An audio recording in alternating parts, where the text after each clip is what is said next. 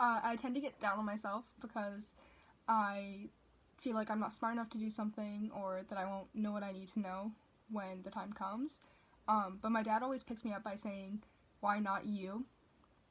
Which sounds stupid because there should be so many reasons why not me. But the utter faith that he has in me is always very encouraging. One of my favorite quotes is, "Don't take life so seriously." And some might say that's not an encouraging quote, but I think it's a really encouraging quote. I mean, we only have a lifetime on this earth to spend, and not to be sad or anything, but like, we should spend it doing the things we love and with the people we love and what makes us happy, not what doesn't make us happy. I think there's a lot of pressure in society to be successful and wealthy and good at everything you do and end up with a nice job and a nice house, a nice car. But like, I think the most important thing is to do what makes you happy and to follow the dreams that make you happy and to spend time with people that make you happy. And I think that's something important to remember, and I think that encourages me to make happiness a priority. For me personally, getting through my days, I have a lot of quotes I kind of use in like my head and almost some mantras.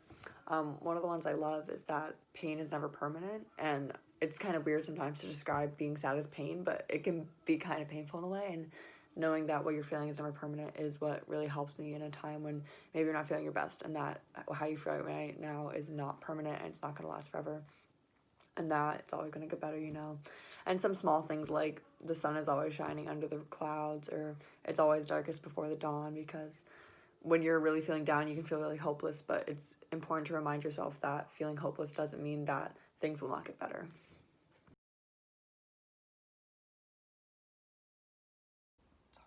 So for the second question, short answer, the best I can.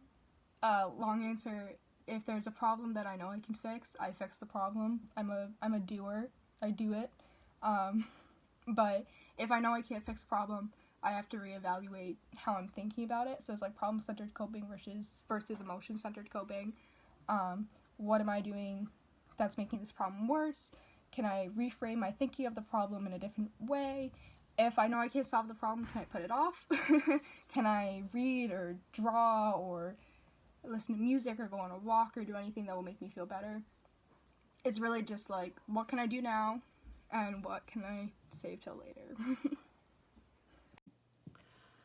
Things I do for self-care, I think it's two things. So the first thing is I like to like thoroughly clean things. Like I'll clean my room like super neat and stuff, so that I feel just super relaxed in it, and I think that just makes my mind less stressed. And another thing I do for self-care is I like to have activities I just do for fun, no other reason, like hiking. I love to hike, it's fun for me.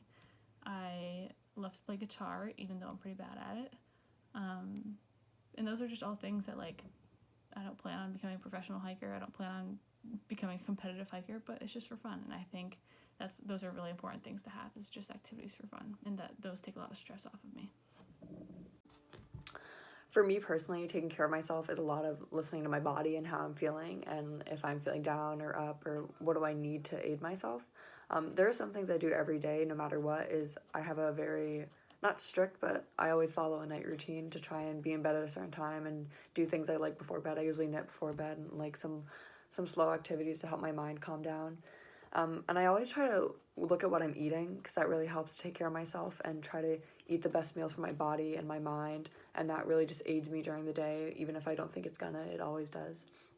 So I think just really listening to your body and what you need in the moment, and doing activities that fulfill your needs and make you happy. I chose my friends because I thought they were funny. I like to laugh, obviously, and they're just people I can be around. I have a good range of friends, so some people I need to be serious with, some people I can just laugh with. Anyone that I can just like have a conversation with for hours, that's the kind of person that I'm gonna want to be my friend. And I'm really lucky that I have a lot of good friends like that. And about myself, I think I'm very curious. I've been told I'm pretty funny, and I have a wide range of knowledge about many subjects. So I actually like myself a lot. Some things that I like about myself is that I think I'm outgoing and I'm always willing to try new things.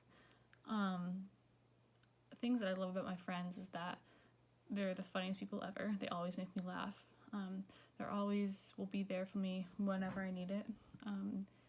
And I think I really love how we all grew up together. I feel like I have such a strong support system. Even with the friends that I haven't really talked to or don't talk to every day, I feel like I can go up to them whenever I do need something and they'll always be there for me. And I think that's just because we grew up together and it's almost like a family kind of bond, and I love that about my friends.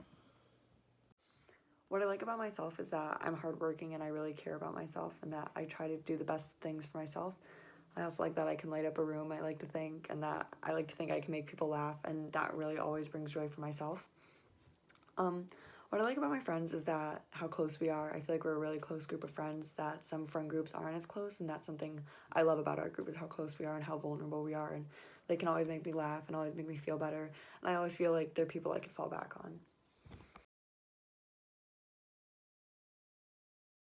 I've actually been told by some people that I'm not great at picking people up when they're sad. What I try to do is I'll say, if you want to talk about it, let's talk about it. If you don't want to talk about it, what do you want to do instead? Distract them.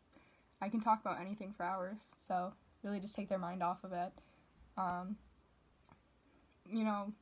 love my friends more than anything in the world, so as long as they know that, then I think the most important thing when a friend is feeling down is to make sure that they know that you're there for them, and that you love them and that you care for them.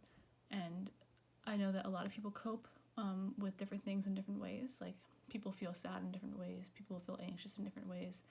And I think the most important thing is to make sure that your friends know that you're there and that you love them and that you're willing to help them do whatever they need to do to get better. And that could look like anything, but as long as they know that you're there for them and that you want to help them, I think that's all that matters.